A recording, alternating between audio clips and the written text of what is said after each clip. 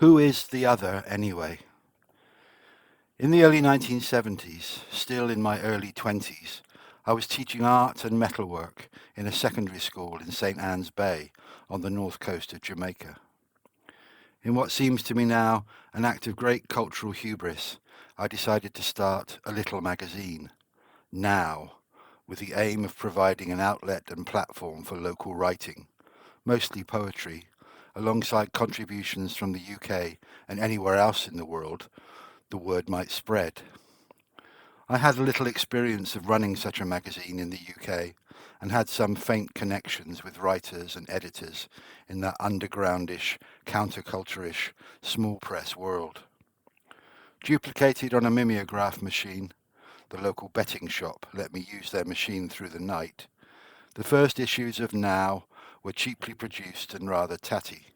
But, miraculously, over the next couple of years, word spread and Now published contributions from writers across the region, some of whom have gone on to become international literary figures. Kamal Brathwaite, Mutta Baruka, Maria Arrillaga, Mervyn Morris, Victor Cattell and Dennis Scott, among many others. At the same time as I was editing Now and making contact pretty much entirely by post with people making this new poetry across the region, I was reading my way through all the published Caribbean literature that I could lay hands on, most of it only published in my lifetime. It was exciting to be reading George Lamming, V.S. Naipaul, Andrew Sorky, John Hearn, Vic Reed, Roger Mace, in situ and in real time, as it were. Their stories were a kind of commentary on the life around me, albeit set in different islands and milieu, some providing historical contexts, some suggesting different Creole voices and inflections than those I was hearing in my rural Jamaican market town. I say all that I could lay hands on because it wasn't so easy to come by Caribbean literature, almost all of it published in London, if you weren't in Kingston. And even in those few city bookshops, you had to take what you could find. It was still very much a minority interest. I quickly exhausted the school and parish library stocks. The only Caribbean reader for students in the school textbook cupboard was The Sun's Eye, Anne Walmsley's wonderful 1968 anthology, which presented poems and prose extracts from a remarkable range of writers, and provided short autobiographical notes by the authors which were almost as intriguing as the extracts themselves.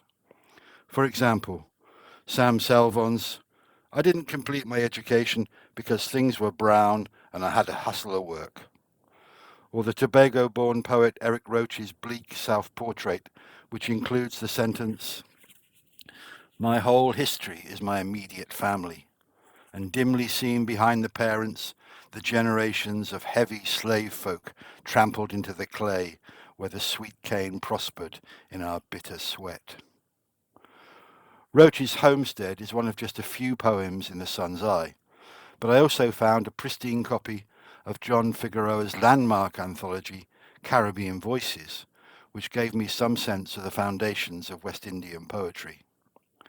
Not yet much evidence, though, of what the editors of the Oxford Book of Caribbean Verse declared, in the first decade of the 21st century, was arguably the most life-affirming and spiritually uplifting body of poetry in the 20th century. In St Anne's Bay in 1973, just a decade or so after Jamaica's independence, that still seemed unlikely. But even so, it did feel like a time of possibilities. And with Now, it was exhilarating to feel that I was in some minor way involved in this relatively new and vibrant literature in the making. But who was I to be involved in this new literature at all, however tangentially? I was the white boy to whom the inquiry at the cricket match was addressed. "Hey, white boy, are you brothers them just send we sleep so? Me a pay monies for watch this foolishness? Cho." Sitting in the crowd in the cheap seats at Square Leg in Sabina Park, Kingston, while England's opening batsmen were boycotting excitement bravely, I was identified by the rosette of my skin as an appropriate target for such bantering resentment and frustration. In that part of the crowd at least, I was clearly the other, a stranger. In the context of this test match and given the inevitable symbolism of England v West Indies contests, the enemy. Nobody actually asked where my sympathies lay or who I was supporting.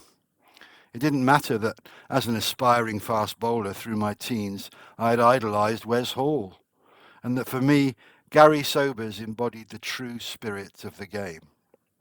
I didn't care where they came from. But among those exasperated Jamaican fans, that battered rosette of my skin denied me any entitlement to such heroes. And fair enough, really. Don't is their country? I had been reminded what colour I was every day since I had arrived in Jamaica. Sometimes in a hostile way, as in shouts of pork, sometimes ironically as busher, but usually just as a matter-of-fact identifier. White boy, especially in situations where I really was a stranger.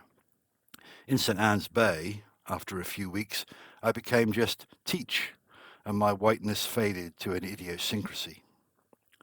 Ironically, many of my literary contacts assumed that I was a black Jamaican. This was decades before the internet, and Brown is, after all, the most common of Jamaican surnames. And just to add to the confusion, I wrote a poem, Wales, speaking through the persona of a disgruntled black Jamaican, which caused a minor international incident after it was published in the Sunday Gleaner. In it, I imagined the attitude of some of my pupils in the secondary school, like the swagger boys in the football team I oversaw, on realising that their likely adult careers were in more or less servile and menial jobs in tourism. The poem suggested that such young men might harbour a counter-narrative to the official attitude to tourists. The poem was read by some easily offended Canadian visitors and republished in the Toronto Globe and Mail, with a commentary suggesting it was the work of a dangerous black radical inciting racial hatred. The Jamaican Minister of Tourism, or one of his officials anyway, publicly disowned this particular Brown as an imposter and nothing to do with Jamaica. Almost half a century later, I was amused to see that the poem is currently included in the Caribbean Examinations Council's anthology for students studying literature in secondary schools across the region. This preamble is intended to give some kind of context for my response to a question that arises from the theme of dialogue between African and Caribbean literature. Who or what constitutes the other? My problem is, at the risk of seeming like a colour-blind fantasist or an old colonial buffer clinging to my white privilege, I don't accept the term the other. And if I don't accept its validity in relation to myself, why would I accept it as a descriptor of anyone else or of any category of people? Of course, I understand how such terminology works as a tool of academic analysis, how it can provide a broad brush reading of colonial imperial history, or a formula for rereading canonical literature. But outside the academy, the other is too easy a generalization, too indiscriminate, too imprecise a term to be anything other than an accusation. It is itself an agent of exclusion. It wants me, or you, whoever you are, to be defensive. It asks me to identify my us, which can be opposed to any number of thems. Back in the 1980s, when in the UK these literary cultural battle lines were being drawn around categories like Black British and West Indian British, the British Guyanese writer Fred Degar argued that the creative imagination knows no boundaries, certainly not limitations of race, colour or history. That's pretty much my position now in relation to the idea of the other. In discussions of contemporary culture, this is not, of course, to deny difference, or indeed the importance of all sorts of differences in all sorts of ways, not least the ways in which we tell our stories and understand our histories. but I'd subscribe rather to the Guyanese poet Martin Carter's formulation that all are involved, all are consumed, whether we would be or not, in all aspects of making life. Of course, we are all involved differently, but the differences are much more complex, the interactions and crossovers more nuanced than the ways notions of the other seem to allow. After I left Jamaica, I spent some time studying and then several years teaching in a university in northern Nigeria before returning to the UK, where I taught African and Caribbean literature at the University of Birmingham's Centre of West African Studies for almost 30 years.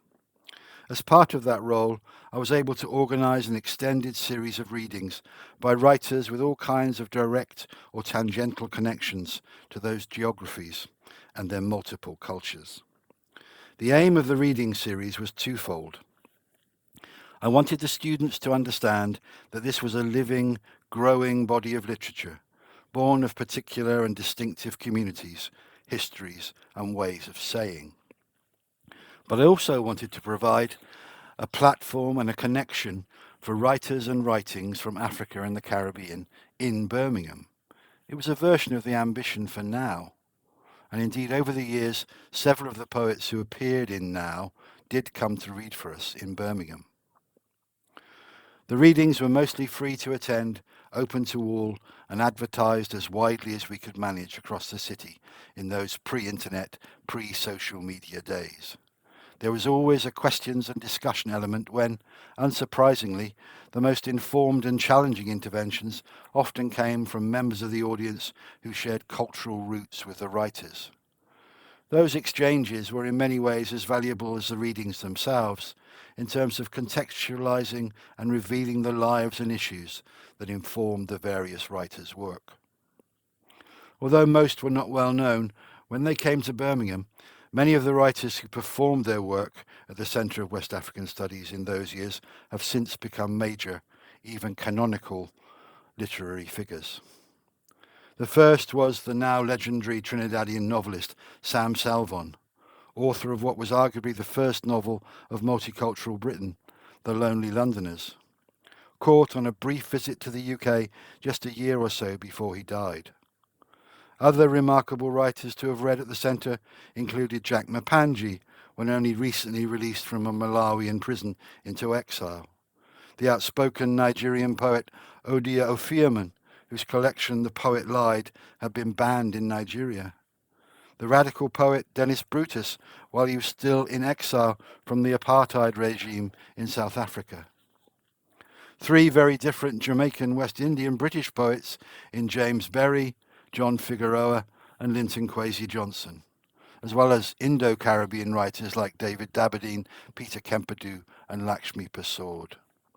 Female voices as alike and unalike as the groundbreaking Nigerian novelist Buchi Emecheta, Lorna Goodison, who became Poet Laureate of Jamaica, Jackie Kay, who's the current Scottish Macca, and the South African dramatist and essayist Agnes Sam. Each brought other concerns and cadences to the mix. Birmingham-based Nigerian poet and psychiatrist Femi Oyebode and the Trinidadian anthropologist Roy Kwabena, who became Birmingham's Poet Laureate, read alongside writers like John Haynes and Landeg White, who had both grown up in the UK but had spent most of their adult lives in different parts of Africa and the Caribbean. Just that sample list of names and their briefest biographies suggests a variety of backgrounds and positions and attitudes on issues of politics, culture, performance and literary craft that they represented. That amazing diversity of voices and perspectives was part of the point of organising the readings, to undermine lazy ideas of a homogeneous African or Caribbean or black literature. And given that all these writers used some version of the English language to challenge, although I wouldn't have put it this way, simplistic, ill-informed and pernicious generalizations about the other, they also challenged a monolithic, impervious, closed perception of English literature.